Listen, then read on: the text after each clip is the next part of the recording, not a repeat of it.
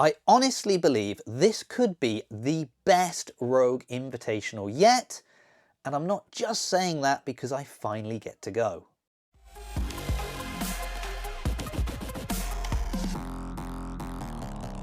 We are just mere days away from the Rogue Invitational kicking off in Aberdeen, Scotland. Now, since it began, the Rogue Invitational has been not just a prestigious event, but a true highlight in the competition calendar for both athletes and fans alike. But why is this year so special?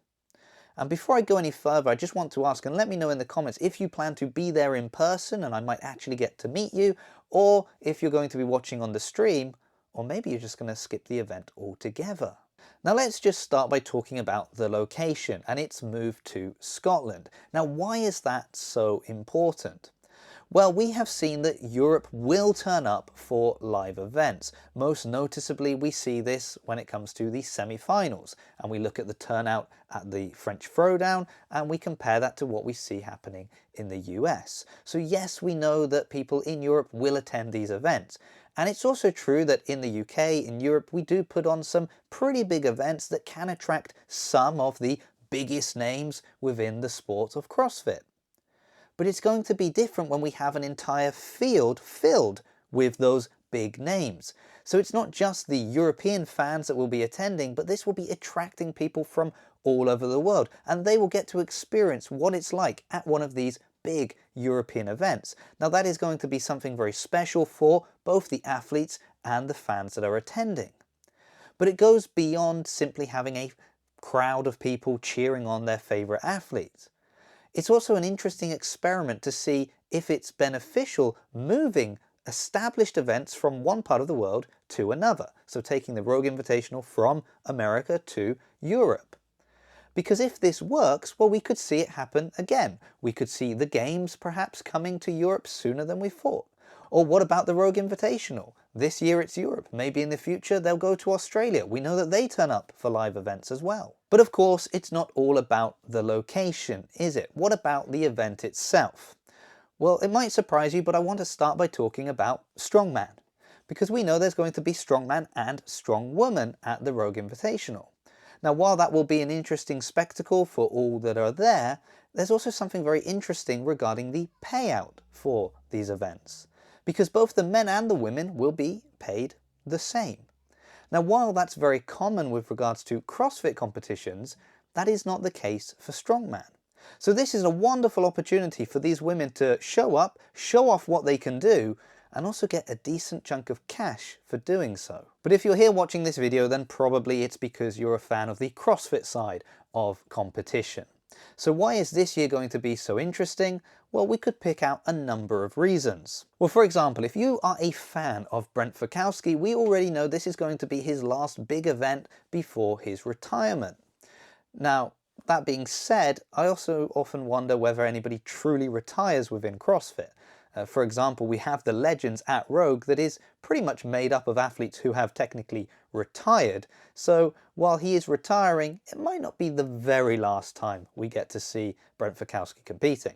But unfortunately, what will make the Rogue Invitational so exciting to watch is because of how bad the CrossFit Games was this year. Yes, we had the worst CrossFit Games in history with the tragic loss of life of Lazar Djukic, and this led to athletes withdrawing from competition. And even those that stuck around to compete, well, they weren't really in the best headspace. So while it's true the Rogue Invitational is not the CrossFit Games, it's probably the closest thing we're getting this year. So for example, we will get to see Tia and Laura battle it out. Now, of course, Laura Horvath won the CrossFit Games the year that Tia was absent, and then she won the Rogue Invitational when Tia returned shortly after having had a baby. This year at the Games, well, Laura withdrew from competition, so we didn't get to see how she stacked up against Tia. Now, while the majority of people probably have Tia on the top of their list for winning the Rogue Invitational this year, it will still be interesting to see how close a battle they have, and who knows, anything can happen on the day. But it's probably on the men's side where we've got some of the more interesting matchups, especially if we're thinking about returning champions. Because of course we have Pat Vellner. So Pat Vellner is the returning Rogue Invitational champion. But then we have Justin Medeiros. He is a CrossFit Games champion. He won it more than once, and yet he is also the first champion we had dethroned since Ben Smith. We were quite used to having runs of champions like Rich Froning, Matt Fraser. But Medeiros, well, he was beaten by Jeff Adler, who will also be at the Rogue Invitational. But Jeffrey Adler's victory was sort of again marred with people saying, well, he wouldn't have won if it wasn't for the fact that Roman Krennikov got injured. Now, whether you think that's true or not, I'm sure we were looking forward to seeing the kind of defense he would put up of his CrossFit Games championship this year.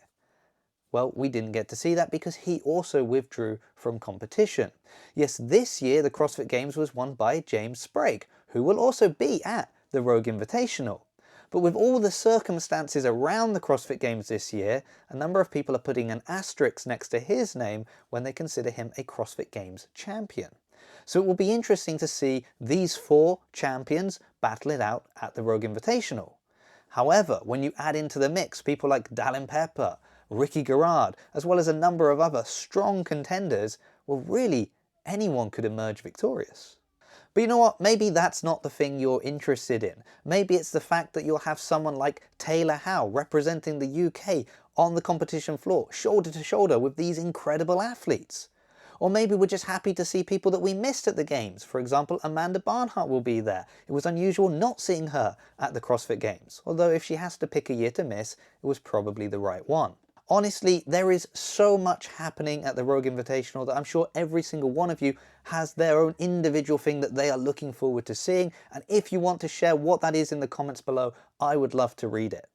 Now, you might think this is kind of an unusual video for me. I don't usually make this kind of thing leading up to an event, and it's true.